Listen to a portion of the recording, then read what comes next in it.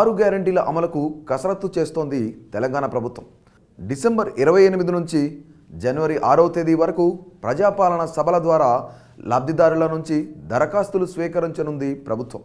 ఇప్పటికే 6 గ్యారెంటీలలో భాగమైన ఉచిత బస్ ప్రయాణం, రాజీవ్ ఆరోగ్యశ్రీ 10 లక్షల బీమాను ప్రారంభించారు.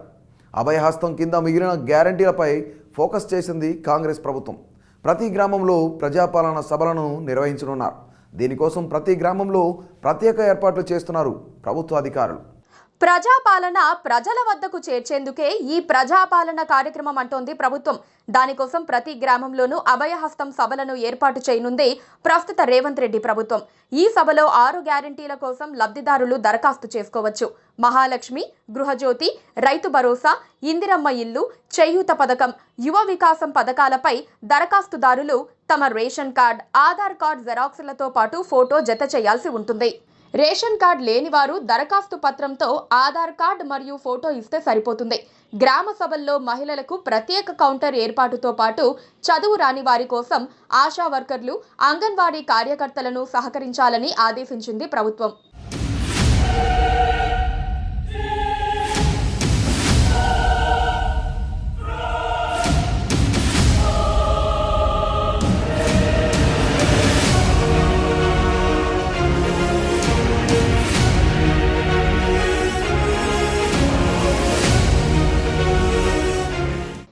గ్రామ సభలను పర్యవేక్షించేందుకు ప్రతి అసెంబ్లీ సెగ్మెంట్కు ఒక ప్రత్యేక అధికారి ఉంటారు. ఈ సభలను నిర్వహించేందుకు ఒక్కొక్క సభకు 10,000 రూపాయలు నిధులు విడుదల చేసింది ప్రభుత్వం. ప్రజాపాలన అర్హుల ఎంపిక వంటి కార్యక్రమాలను ఇన్ఛార్జ్ మంత్రులు పర్యవేక్షిస్తారు.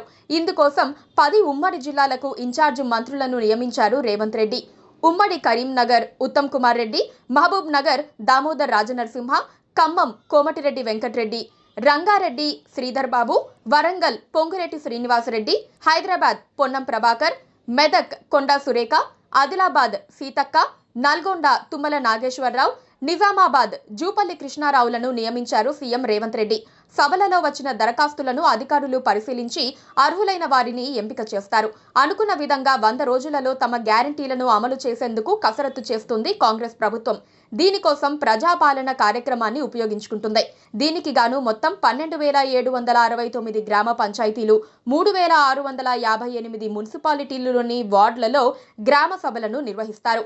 ప్రతిరోజు 2 సభలను నిర్వహించి ఉదయం 8 గంటల నుంచి మధ్యాహ్నం 12 గంటల వరకు జరిగే సభకు తహసీల్దార్ బాధ్యత వహిస్తే, మధ్యాహ్నం 2 గంటల నుంచి సాయంత్రం 6 గంటల వరకు జరిగే సభకు ఎంపీడీఓ బాధ్యత వహిస్తారు.